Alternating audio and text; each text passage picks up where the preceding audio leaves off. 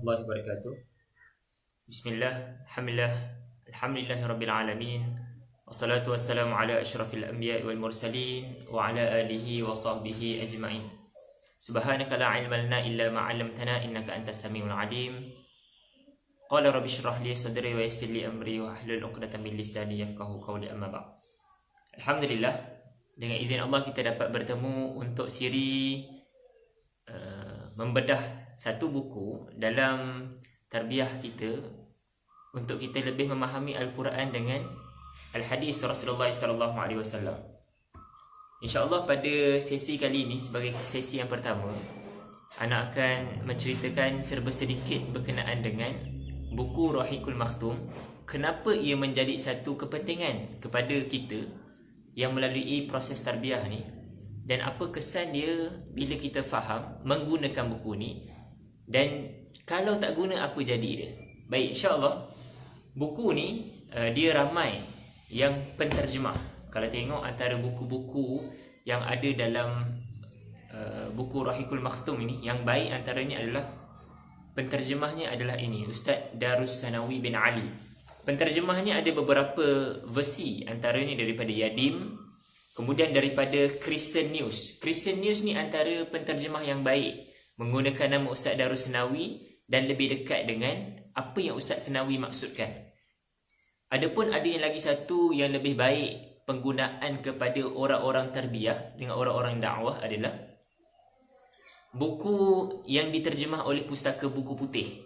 Sebab ada term-term terma dia yang telah diubah ke dalam bahasa dakwah yang lebih mudah untuk nak difahami. Itu antara buku yang baik untuk kita nak miliki lah.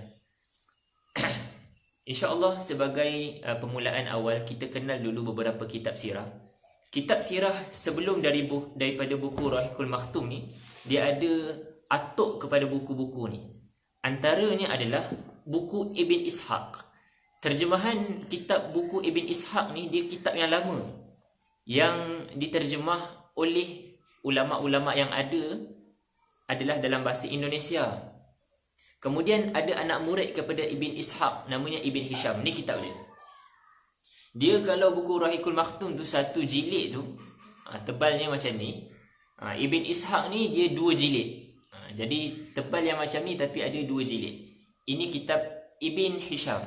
Namun kedua-dua kitab yang lama ini, iaitu Ibn Ishaq dengan Ibn Hisham, dua-dua ini kajian telah menceritakan kedua-dua ini ada dalamnya adalah unsur-unsur rujukan daripada Syiah.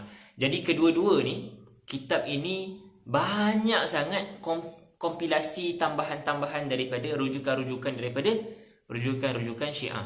Namun tahun demi tahun berikutnya, ada seorang ulama daripada India, antara negara yang sangat baik menghafal fakta dan juga boleh menterjemahkan dengan mudah rujukan-rujukan adalah daripada negara India. Namun di negara India pun banyak juga ada beberapa universiti-universiti dan ulama-ulamanya yang bercampur baur rujukan-rujukannya.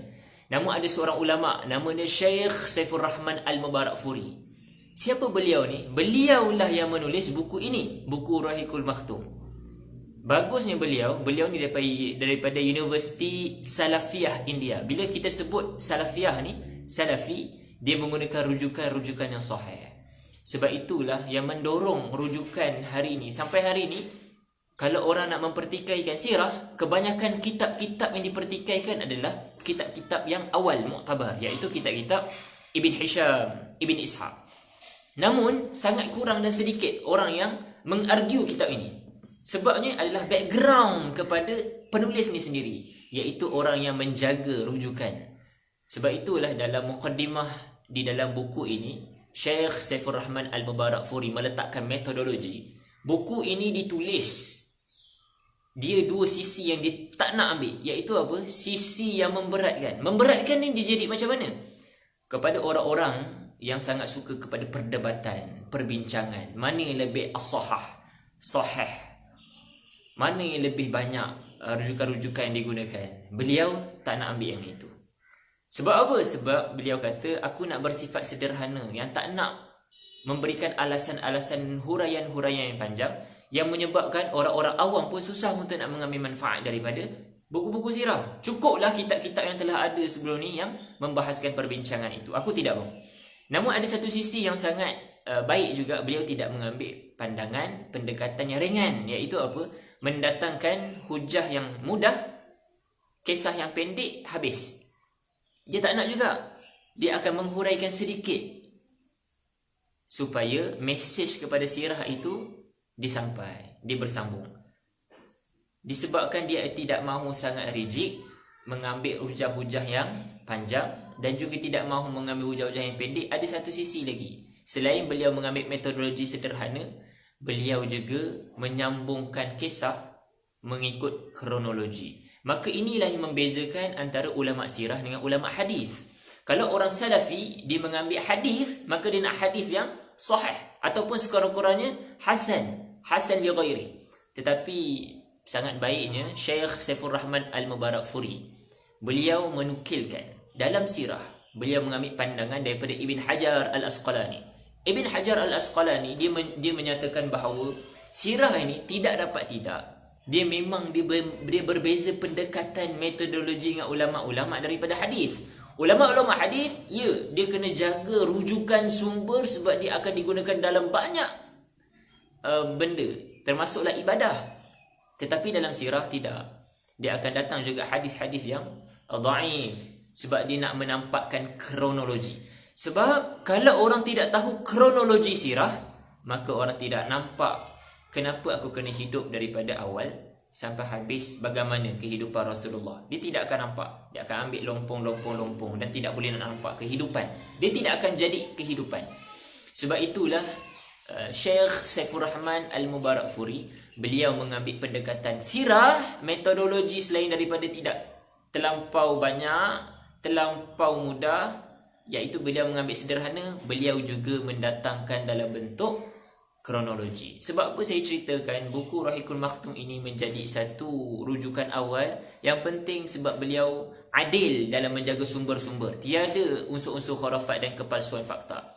Kedua, beliau menggunakan metodologi dalam bentuk kronologi supaya orang nampak perjalanan hidup Rasulullah SAW.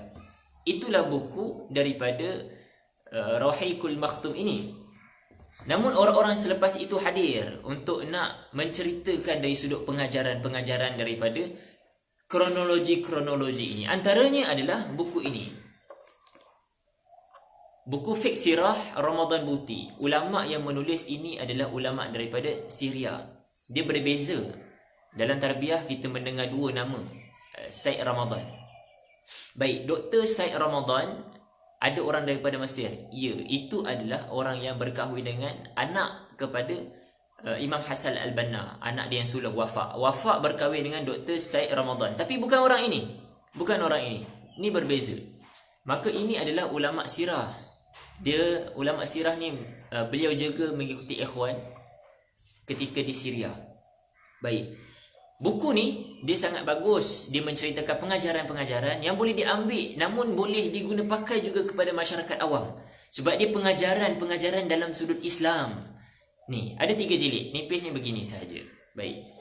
Seterusnya, ada seorang ulama lagi menceritakan tentang selain daripada sirah, selain daripada mengambil pengajaran yang awam, kita juga perlukan pengajaran dakwah juga. Tak banyak pun ada, sikit-sikit. Siapa ulama yang seterusnya menulis adalah ulama ini. Fiqh Sirah juga ditulis oleh Al-Ghazali. Al-Ghazali ni ada 2 nama ulama bila sebut Al-Ghazali ni. Satu ulama Al-Ghazali yang menulis kitab Ihya Ulumuddin. Itu bukan orang ini. Dia berbeza orang. Ihya Ulumuddin, dia sangat banyak penekanan dia. Termasuklah bukan sekadar ibadah, bukan sekadar sufiyah. Juga ada berkenaan dengan dakwah. Juga ada. Seperti mana yang diterangkan oleh Ahmad Rashid dalam kitabnya Muntalaq. Dia diceritakan Ihya Ulumuddin perlu diambil keseluruhan, bukan satu cabang sahaja. Namun kita nak bincang tentang ulama ni, Al-Ghazali. Fiqh Sirah Al-Ghazali ini pula sangat baik untuk nak dibaca kepada para pendakwah juga. Sebab apa? Kita mengambil latar belakang beliau. Sebab itu sangat penting kepada latar belakang. Latar belakang buku ini ditulis oleh Al-Ghazali sebab beliau ni background di Mesir. Satu, beliau hidup di Mesir. Ketika itu adalah fasa penangkapan dan juga fasa nak menjaga tarbiyah. Sangat bagus untuk nak baca buku ni. Kedua, beliau adalah pensyarah di Universiti Al-Azhar. Dalam bidang apa? Ini yang menarik ni. Beliau merupakan orang ahli dalam bidang dakwah dan sirah. Beliau mengajar dalam bidang dakwah di Universiti Al-Azhar. Bidang lulusan beliau adalah berkenaan dengan ilmuan, sirah dan dakwah. Inilah dia. Sebab itulah kalau membaca buku kitab Fiqh Sirah Al-Ghazali, sangat menarik. Beliau mengolah dari sudut dakwah yang sepatutnya kita laksanakan di fasa Mekah ni bagaimana, di fasa Madinah ni bagaimana, bila ada negara Islam. Buku ini ada 2 jilid. Fiqh Sirah Al-Ghazali. Bila kita cerita tentang 2 buku yang saya tunjukkan tadi, Fiqh Sirah, kerana dia mengambil fiqh ni adalah kefahaman, sirah adalah kronologi, maka 2 kitab ini dia menceritakan dari sudut metodologi yang sama daripada buku Rahiqul Makhtum, iaitu metodologi kronologi. Namun ada seorang ulama, dia seperti kronologi, tapi kalau kita tengok dia ada masa-masa dia tidak ikut kronologi, iaitu buku apa? Manhaj Haraki, Munir Ghadban. Kalau mereka yang betul-betul nak melihat pelaksanaan secara detail fasa sir bagaimana, fasa dakwah jahar bagaimana, bila ada masyarakat Islam bagaimana, bila ada daulah Islam macam mana, buku ini Manhaj Haraki ditulis oleh Munir Ghadban. Buku ini ada masa dia ikut kronologi, ada masa dia tidak ikut kronologi. Sebab itulah sebelum nak membaca buku-buku yang selepas itu yang disyarahkan oleh ulama-ulama sirah selepas tu, seperti Munir Ghadban, seperti Fiqh Sirah, untuk nak lebih baik adalah kita perlu menguasai dulu ilmu dan kronologi kepada sirah itu sendiri. Iaitu buku yang sangat baik untuk nak dibaca adalah buku Syekh Saifur Rahman Al-Mubarakfuri. Inilah orangnya yang sangat baik untuk nak dijadikan rujukan awal dalam pembacaan sirah. Baik, insya-Allah itulah serba sedikit beberapa kitab yang saya tunjukkan kepada ikhwah untuk boleh kita nak ada di library kita. Bila cerita tentang library, antaranya yang sangat baik, Imam Hasan Al-Banna meninggalkan kesan kepada anak-anak dia. Anak-anak beliau ada 6 orang, walaupun ada 8 orang, 2 orang telah meninggal dunia. Antara benda yang baik yang telah ditanamkan oleh Imam Hasan Al-Banna adalah setiap anaknya ada library sendiri. Dia akan bagi setiap anak dia ni sebulan ada duit untuk nak membeli buku, letakkan di library sendiri. Daripada awal kena ada library. Dan antara benda yang sangat baik kena ada dalam library adalah buku sirah, sebab kita nak baca hari demi hari. Kenapa sirah ini penting? Baik, sekarang kita masuk, setelah kita ceritakan buku-buku sirah yang ada, kemudian kita akan masuk pula apakah impak ataupun kesan bila kita memahami sirah dan kenapa perlukan kepada sirah. Untuk nak memahami sirah ini, saya bawa dalam bentuk analogi begini. Siapa pernah tengok cerita Cinderella? Cerita Cinderella, dia menceritakan, ni zaman muda-muda lah dulu tengok Cinderella ni ceritanya tentang kasut.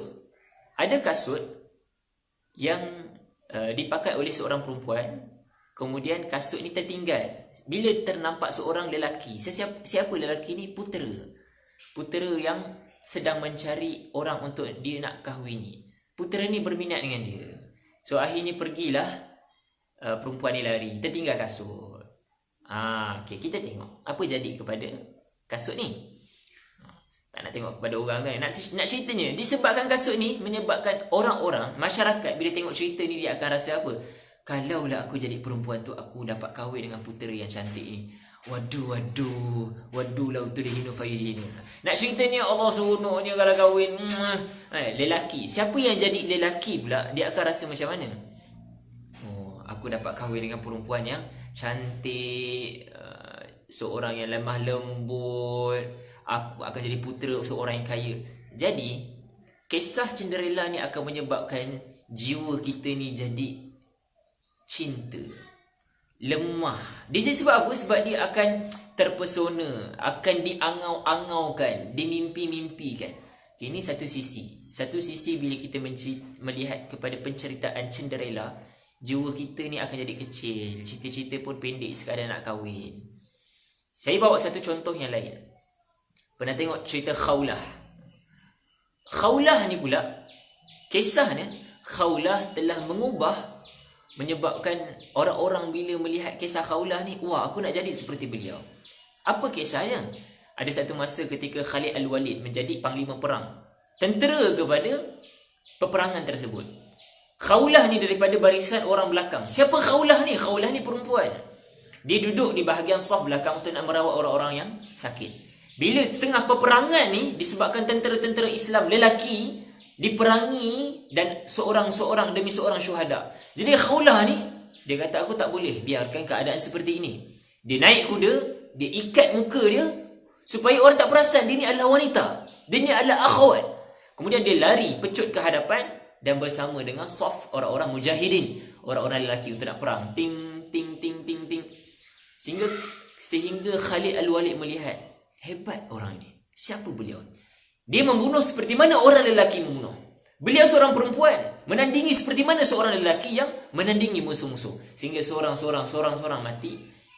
Dan akhirnya Khawlah ni pun dia patah balik. Dalam perjalanan nak pusing tu, Khalid Al-Walid tanya, siapa kamu? Patah balik sini. Aku kena teruskan. Kemudian dia teruskan perjalanan. Siapa kamu? Khalid Al-Walid tanya lagi. Aku ni panglima. Aku ada hak untuk nak bertanya akan tentera-tentera dan rakyat aku dalam peperangan ini. Kemudian akhirnya Khawlah pun disebut, sungguhnya aku ini kena jaga sebab aku wanita.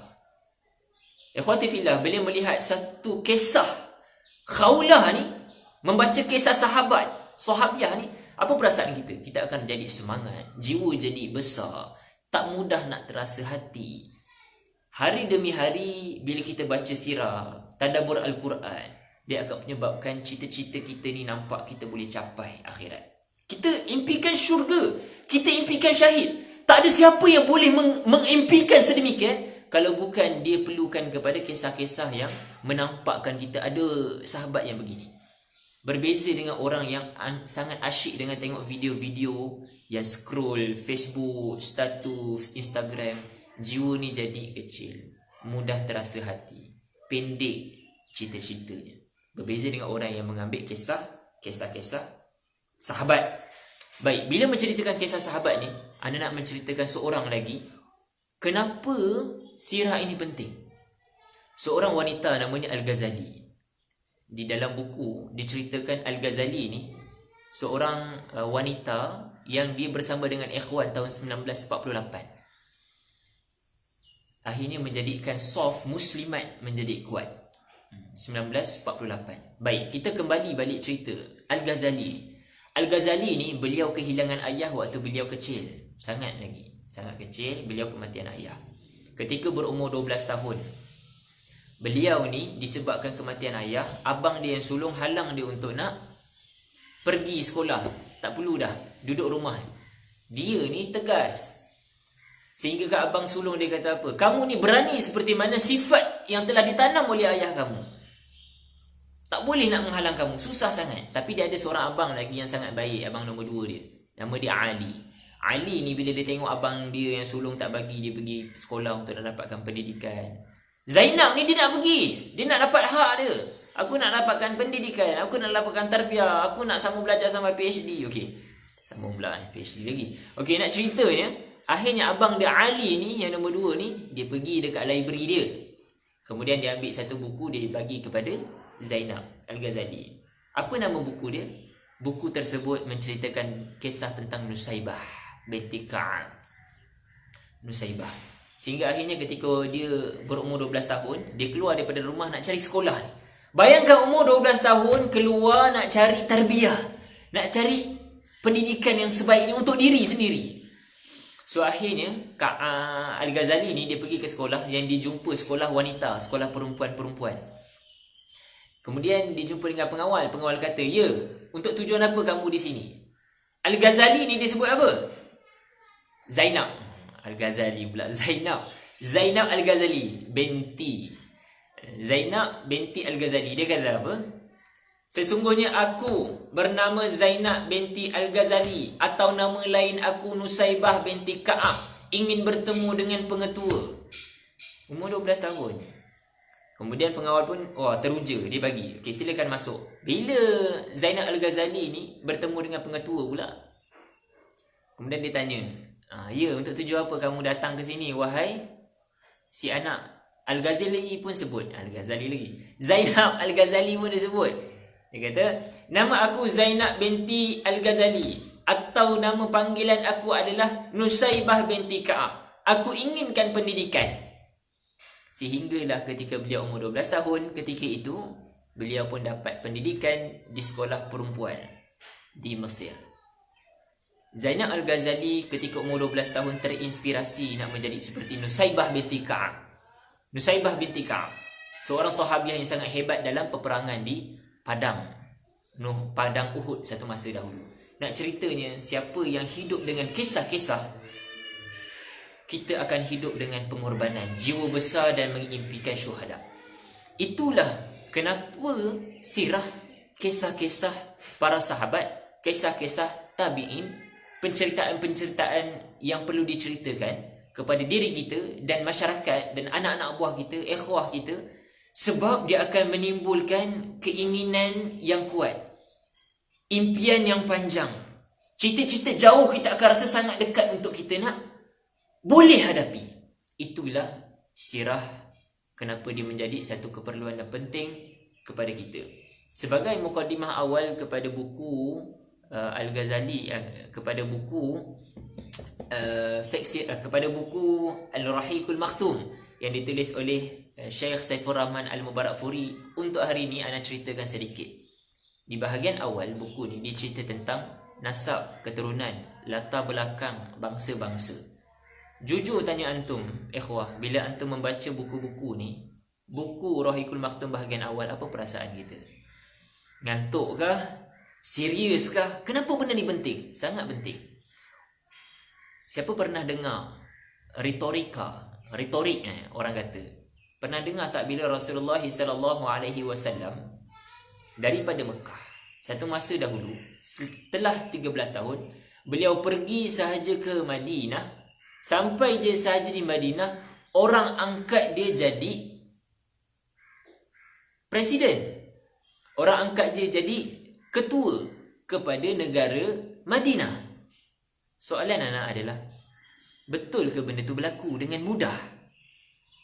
Jawapan dia, sebab itu kita perlu baca tentang di bahagian awal buku Rahiqul Makhtum ini, bangsa, tentang bangsa. So dia bukan dengan mudah pergi sahaja daripada Mekah ke Madinah tiba-tiba jadi ketua. Sebab apa? Sebab kita diceritakan, tak tahulah kalau anda pernah diceritakan sedemikian. Bila sahabat Nabi semua dah faham, menyebabkan dia mudah bila pergi sana, akhirnya orang yang faham akhirnya mengangkat dia menjadi orang-orang yang ketua dalam kalangan mereka-mereka yang faham. Tak mudah.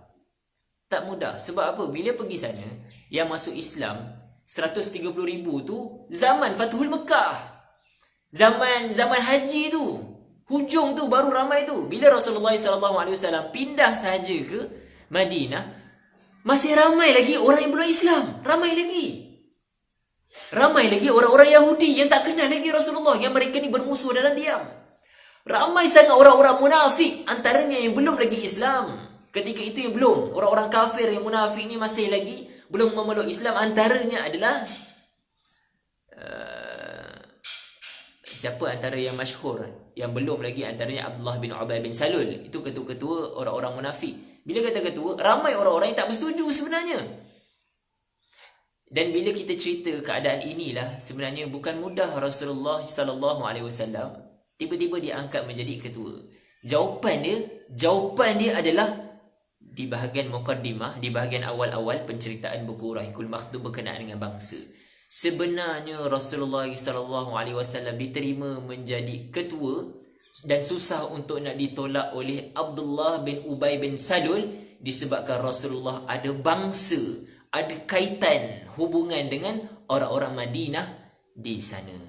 Jadi insya-Allah ini sebagai satu trigger supaya kita sambung siri-siri esok juga dan hari-hari berikutnya dapat bersama-sama untuk nak melihat kenapa buku sirah ini penting, dan dia akan meng-alignkan balik sisi-sisi tarbiyah, terutama dalam penyampaian daurah, penyampaian dalam usrah berkenaan dengan sirah. Jadi insya-Allah ana gantung kepada ikhwati fillah, iaitu berkenaan dengan Rasulullah SAW dengan mudahnya menjadi ketua di Madinah kerana ada hubungan nasab bangsa.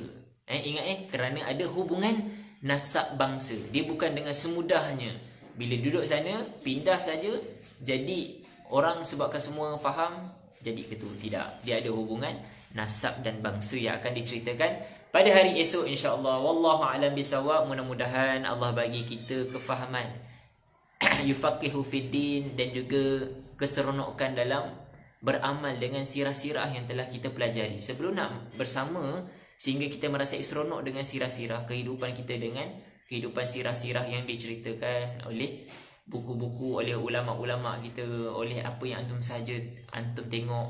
Perlu terlebih dahulu untuk nak memahami sirah dengan ada rujukan-rujukan. Antara rujukan yang sangat baik untuk nak baca adalah buku inilah, buku Rahiqul Makhtum, ditulis oleh Syekh Saifur Rahman Al-Mubarakfuri. Itu sahaja untuk hari ini. Mudah-mudahan kita bertemu dan kita diberi kekuatan untuk nak sambung pada hari esok pada jam yang sama, pada jam 10 pagi. Wabillahi taufiq wal hidayah. Assalamualaikum warahmatullahi wabarakatuh.